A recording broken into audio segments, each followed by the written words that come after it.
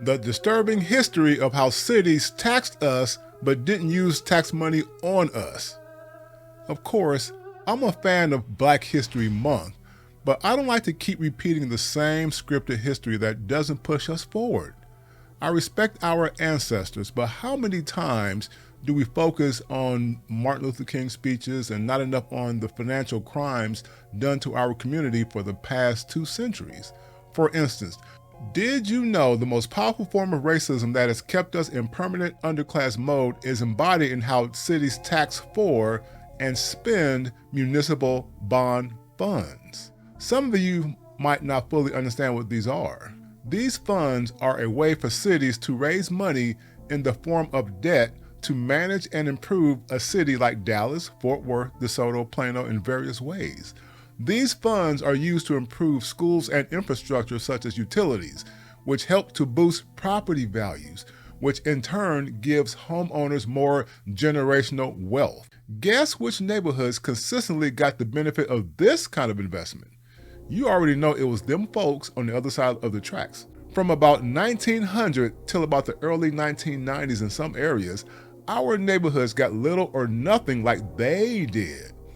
To add insult to injury, we got taxed like every other citizen in the city to pay the principal and interest to the bondholders, which are basically creditors to the city. Remember redlining? This practice financially and systematically kept us in the worst part of town with no investments, bond funds, insurance, or credit. And yet they don't want to pay us reparations for this financial bondage.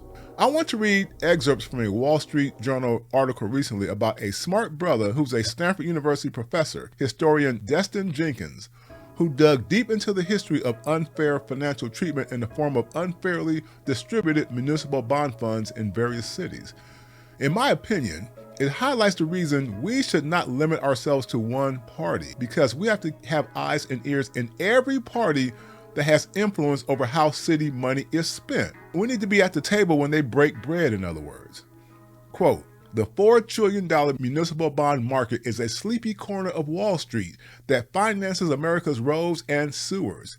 It also features in the nation's history of racial inequality, and Destin Jenkins wants to show you how. The bankers and bureaucrats involved in the day-to-day operations of this market for state and local debt tend to be more focused on yield curves than historical transgressions like Jim Crow, right? But the market has also, many argue, helped some Americans a lot more than others.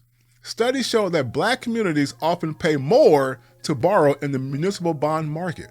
Jenkins' own research found that white residents have benefited the most from some projects funded by city-wide taxes," unquote. And we all know this, right? The article, links below if you want to read it entirely, will go on to show that those who manage this market, mostly white people, did not realize that Black history was more than just slavery.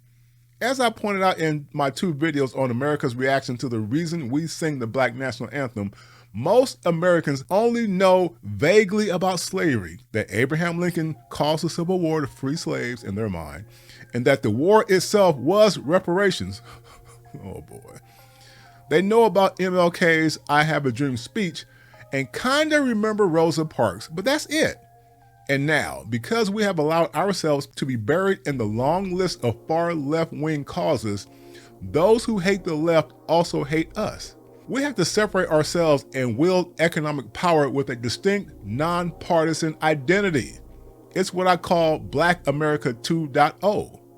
What are your thoughts? Comment below, let me know your thoughts. Until the next video, brothers and sisters, take care.